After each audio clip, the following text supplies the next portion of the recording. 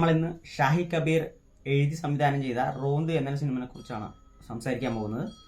Actually നമ്മൾ കുറേ താരങ്ങളുടെ സിനിമയ്ക്കായി കാത്തിരിക്കുന്ന പോലെ ഈ റൈറ്ററിന്റെ പേരാണ് എന്നെ ഈ സിനിമയിൽ ഏറ്റവും കൂടുതൽ ആകർഷിച്ച കാര്യം. എനിക്ക് പുള്ളിയുടെ റൈറ്റിംഗ് ഭയങ്കര ഇഷ്ടമാണ്. അതുകൊണ്ട് തന്നെയാണ് ഈ സിനിമ ആദ്യം തന്നെ പോയി കാണാനുള്ള പ്രേരണ.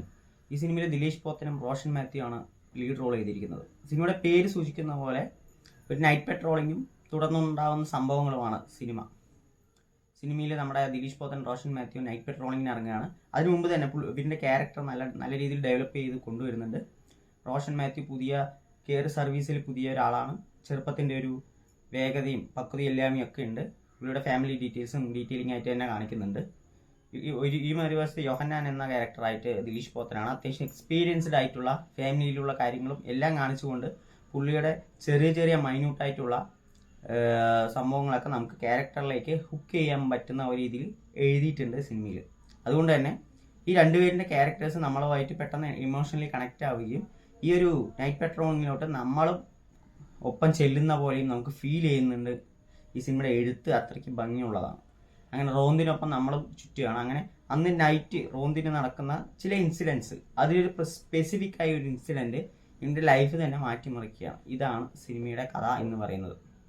ഈ സിനിമയിൽ ഇനി ഞാൻ പറയാൻ പോകുന്ന കാര്യം അത്യാവശ്യം സ്പോയിലർ ഉള്ളതുകൊണ്ട് തന്നെ കാണാത്തവർ ഒരു പരിധിവരെ ഒഴിവാക്കുക എന്നുള്ളതാണ് എനിക്ക് പറയാനുള്ളത്.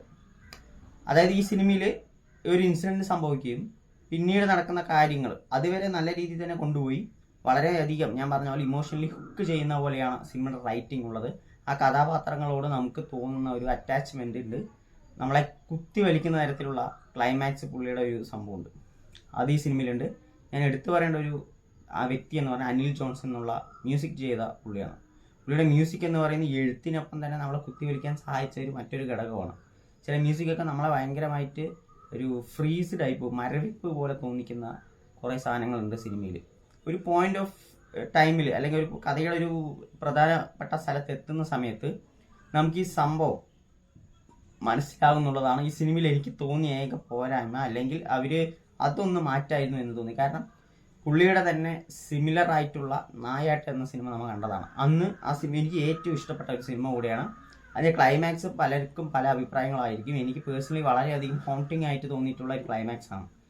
അപ്പോൾ ആ സിനിമ കണ്ടവർക്ക് തീർച്ചയായിട്ടും ഇത് കാണുമ്പോൾ അതിൽ കിട്ടിയൊരു തരിപ്പ് ഇതിൽ കിട്ടില്ല. കാരണം ഭയങ്കര സിമിലർ ആണ്. ഒരു പോയിന്റ് എത്തിക്കഴിഞ്ഞാൽ ബാക്കി നായാട്ടിൻ്റെ ഒരു സംഭവം നമുക്ക് ഫീൽ ചെയ്യും. ആ സിമിലാരിറ്റി തന്നെ ആ ഒരു ക്ലൈമാക്സ് എത്തുന്ന സമയത്ത് നമുക്കൊരു തരിപ്പ് അതിവിടെ കിട്ടുന്നില്ല. കാരണം നമുക്ക് ആൾറെഡി ആ സിനിമ കണ്ടതുകൊണ്ട് തന്നെ തരിപ്പൊന്നും ഇത്തിരി കുറവാണ് ഈ സിനിമയിൽ.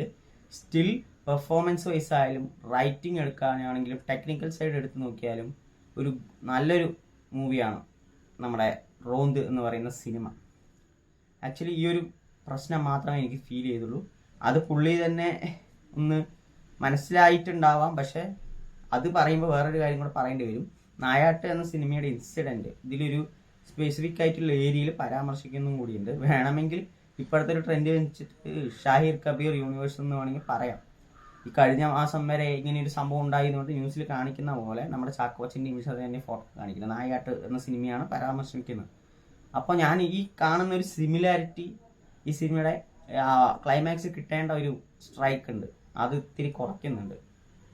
അല്ലാത്ത പക്ഷം വളരെ നല്ല രീതിയിൽ എക്സിക്യൂട്ട് ചെയ്ത് നല്ല രീതിയിൽ എഴുതിയിട്ടുള്ള നല്ല പെർഫോമൻസ് കൊണ്ട് ദിലീഷ് പോത്തൻ്റെ ചില കാര്യങ്ങളൊക്കെ ഭയങ്കര എടുത്തു പറയേണ്ടതാണ്. പുള്ളി ചെയ്തു വെച്ചിരിക്കുന്ന കാര്യങ്ങൾ കുറേയൊക്കെ എഴുതി വെച്ചിട്ടുണ്ടെങ്കിൽ പുള്ളി ജസ്റ്റ് വലിയ ഡയലോഗുകളൊന്നും തന്നെ ഇല്ലാതെ പുള്ളിയുടെ മാനറിസം വെച്ചിട്ടാണെങ്കിലും പുള്ളിയുടെ മൈന്യൂട്ടായിട്ടുള്ള എക്സ്പ്രഷൻസ് വെച്ചിട്ടാണെങ്കിലും നമുക്ക് കൺവേ ചെയ്യാൻ പറ്റുന്നത്. അതേപോലെ തന്നെ റോഷനും നല്ല രീതിയിൽ തന്നെ ഈ സിനിമയിൽ ചെയ്തിട്ടുണ്ട്. സോ നിങ്ങൾ തീർച്ചയായും പോയി തിയേറ്ററിൽ പോയി കാണേണ്ട സിനിമയാണ് റോന്ത്. ഒരു നല്ലൊരു മൂവിയാണ്. സോ കണ്ടിട്ട് നിങ്ങളുടെ അഭിപ്രായങ്ങൾ കമൻറ്റ് ബോക്സിൽ അറിയിക്കുക.